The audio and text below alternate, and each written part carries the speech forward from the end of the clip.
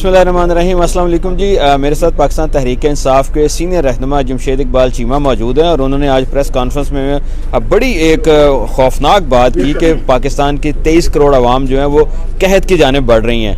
तो ये बड़ी परेशान कुन सूरत हाल थी जो बात आपने की। ये थोड़ा सा इसका बैकग्राउंड बताइए और बताइए कि कैसे हम कहत की तरफ बढ़ रहे हैं और कैसे इसमें से निकलेंगे। बेसिकली दो चीज़ें होती हैं। हंगर को अगर देखें तो उसमें अफोर्डेबिलिटी एक चीज़ है कि आप खुराक आपके पास इतने पैसे हों कि आप ख़रीद सकें। दूसरा ये है, वो मुल्कों के लिए भी है, लोगों के लिए भी है। पाकिस्तान में खुराक पिछले साल तकरीबन एवरेज 36% महंगी हुई है। अगले साल भी इतनी ही महंगी होती हुई नज़र आ रही है और लोगों की इनकम कम हुई है। This is one thing. Second ये है कि जो लोकल हम प्रोड्यूस कर रहे थे, प्रोड्यूस कम हो रही है। और फिर मुल्क में यानी कंट्री या नेशन के पास भी इतने पैसे नहीं हैं कि हम खुराक इंपोर्ट कर सकें। मसलन हम खाने का तेल जो है वो $4 अरब का मंगवाते हैं। अब $4 अरब का जो तेल है, अब हमारे ख़जाने में पैसे नहीं है। इसी तरह अगर गंदम की 3 या 4 मिलियन टन पैदावार कम हो जाती है तो वो भी आलमोस्ट $1.2 बिलियन की है। सो हमारे पास बेसिकली खुराक इंपोर्ट करने के पैसे नहीं हैं। आज हम बैंकों से जाके पूछे तो बैंक कहते हैं कि गवर्नमेंट ने हमें कहा हुआ है कि सिर्फ आपने ऑयल की जो एलसीज हैं वो खोलनी है, बाकी सारी इग्नोर कर दें। इसका मतलब है कि खाने का तेल भी इग्नोर हो रहा है, इसका मतलब आटा भी इग्नोर हो रहा है। और आटे के साथ जो अभी रिसेंट हुआ है कि 65 रुपये से उठ के 150 रुपये पे चला गया है, वो बेसिकली आपके लिए बहुत सारे लोगों की पहुंच से बाहर चला गया है। अब लोग रोटी कम खा रहे हैं। गंदम की पैदावार हम जब आए थे, हमसे पहले 108 किलो आटा खाया जाता था। हमारे दौर में वो चला गया 118 किलो पे। सो 10 किलो आटा जो बढ़ना, फी का कंजम्पशन बढ़ी, वो लोगों की अफोर्डेबिलिटी बढ़ी थी, लोगों की इनकम बढ़ी और आटा सस्ता था। ये वजह थी। आज हमें दोबारा गंदम की खपत कम होती नजर आ रही है कि लोग खा नहीं सकते।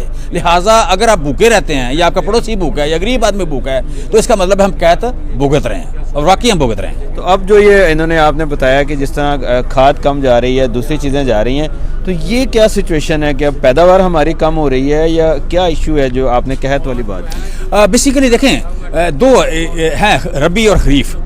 खरीफ में 4 बड़ी फसलें हैं। गंदम है, राइस है, यू कैन से काटन है, दालें हैं और मकई है और शुगर केन। ये 5 फसलों की पैदावार कम हुई। फिर सब्जियां हैं, 5 की पैदावार कम हुई और 5 की कीमत बढ़ गई। 5 की पैदावार भी कम हुई और कीमत बढ़ गई। और खरीफ में जब जाएंगे तो अब वहाँ पे काटन होगी, अपना क्या नाम है, मकई होगी और वहाँ पे वीट है।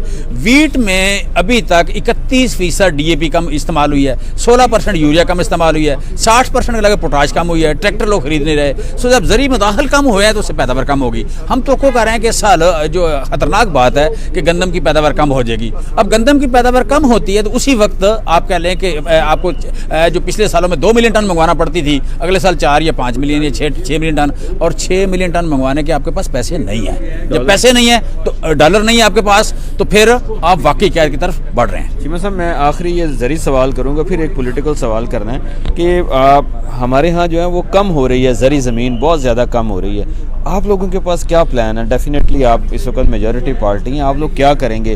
क्योंकि ये तो मशरूम की तरह जो है वो ज़री ज़मीन ख़त्म होती जा रही है और जो है वो हाउसिंग सोसाइटीज़ जो है वो बन रही है। हमारे जो लास्ट डेज थे, आप कह लें कि 2022 के, उसमें हमारे एक कैबिनेट एजेंडे पे ये बात आई कि जी हम हाउसिंग सोसाइटीज़ की जो अप्रूवल है ये बंद कर दें, इसको कम कर दें या बंद कर दें। और उसका ये था कि जो हाउसेज हैं, बंगलोज जो हैं, इनको महंगा करें यहाँ पे और फ्लैट सस्ते करें ताकि लोग फ्लैट्स में रह सकें और बंगलो जिसने लेना शौक है वो महंगा खरीदे, वो सस्ता ना हो। आज अगर देखें तो लाहौर में और कामोकी में ज़मीन का एक ही रेट है। हम लाहौर में तो मुरीद के में देखें, किला दीदार सिंह में देखें तो रेट एक ही है, रिनाला खुर्द में भी यही रेट है जो लाहौर में है। तो इस तरह तो आप ज़मीन तबाह कर रहे हैं। इसे हम ज़रूर रोकेंगे कि हम जो वर्टिकल कंस्ट्रक्शन है उसको लेके जाएंगे, लेकिन उसके लिए ज़रूरी है कि आपकी लोड शेडिंग मैनेज हो, आपकी लिफ्टें चल रही हों, वो सारे का सारा आपको साथ करना पड़ेगा और करेंगे इंशाल्लाह। चीमा साहब, ज़री वो मैंने पॉलिटिकल क्वेश्चन करना था।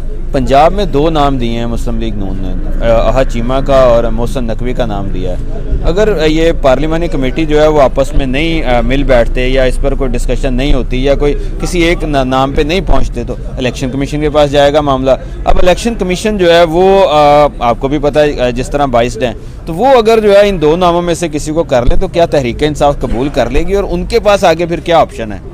دیکھیں آپ کے سوال میں ہی آپ کا جواب ہے کہ یہ جس طرح کے نام ہیں یا الیکشن کمیشن کس طرح کا ہے، اس کا مطلب ہے کہ پورے عوام سمجھ رہے ہیں کہ یہاں پہ جو ادارے ہیں وہ اپنا رول نہیں پلے کر رہے یا نیگیٹو رول پلے کر رہے ہیں۔ الیکشن کمیشن یہاں کا ایک معتبر ادارہ ہوتا تھا، اور اس نے جب الیکشن یا جمہوریت تو ہوتی ہی ٹرانسپیرنٹ ہے، جس نے سب سے ٹرانسپیرنٹ کام کرنا تھا اس کے بارے میں گلی کے بچے کی سے لے کے ایک نون صحافی تک اگر یہ اوپینین ہے، ہماری تو ہے ہی ہے، تو پھر یہاں پہ کتنا الیکشن فری اینڈ فیئر ہے وہ آپ کو پتہ ہوگا۔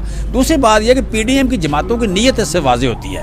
احد چیمہ پہ جس طرح کے الزامات ہیں، جتنا وہ گرفتار رہے ہیں نیب میں، اس ملک کے اداروں نے جتنی دیر ان کو گرفتار رکھا، ہمیں کیس کا مجھے نہیں پتا پورا کیس کیا ہے، لیکن اتنے سال اگر اندر رہے ہیں تو یقیناً اس بندے پہ بڑے سیریس چارجز ہیں، کرپشن کے بڑے سیریس چارجز، اور سنا بھی جو کچھ ہے وہ بڑا خطرناک ہے۔ پھر ساتھ محسن نقوی کی بات کریں تو جو کچھ وہ چل رہا ہوتا ہے سٹی 42 اور وہاں پہ، تو ہمیں سمجھ لگتی ہے کہ کتنے اوقات ہے، کس بندے کی کیا اوقات ہے، کس بندے کا کیا کریکٹر ہے۔ لہٰذا اس کریکٹر کو ہم دیکھتے ہیں تو پی ڈی ایم کا کریکٹر بھی ساتھ ہی واضح ہو جاتا ہے کہ یہ دھاندلی کرنا چاہ رہے ہیں، یہ جمہوریت کو یہاں پنپنے نہیں دینا چاہتے۔ یہ جمہوریت کا مطلب کہ لوگوں کے مینڈیٹ سے ریفیوز کر رہے ہیں، تو جو لوگ جمہوریت کے مینڈیٹ سے ریفیوز کر رہے ہیں تو بار بار اس ملک میں رائٹس کو، بار بار لوگوں کو اپنے ہاتھ میں قانون لینے کی ترغیب دے رہے ہیں۔ سو میں سمجھتا ہوں کہ پاکستان کا جب ان لوگوں کے جب تک کرمنل اوپر آ گئے ہیں ہر جگہ پہ، ان کرمنل کو جب تک ہم نہیں نکالتے ملک کی صفائی ہوتی ہوئی نظر نہیں آ رہی۔ لہٰذا یہ کرمنل سارے کٹھے ہی جائیں گے، آئے بھی کٹھے تھے، ایک ابھی گیا ہے کہ وہ زیبرا کراسنگ پہ کھڑا ہے کرمنل، اس کرمنل کو بھی لائیں گے، ضرور واپس لائیں گے، جیل کی صلاحوں کے پیچھے ہوگا، وہ جیل کی صلاحوں کے پیچھے لے کے جائیں گے۔ اس ملک کو اس کرمنل نے تباہ کیا ہے، باقی کرمنل جو ہیں وہ بھی یہاں سے جائیں گے تو پھر صفائی ہوگی اور انشاءاللہ بھیجیں گے۔ تھینک یو ویری مچ جی۔ جمشید اقبال چیمہ ہمارے ساتھ موجود تھے اور ان کا یہ کہنا تھا کہ کرائسس جو ہے وہ ہم آئیں گے تو انشاءاللہ ختم ہوگا۔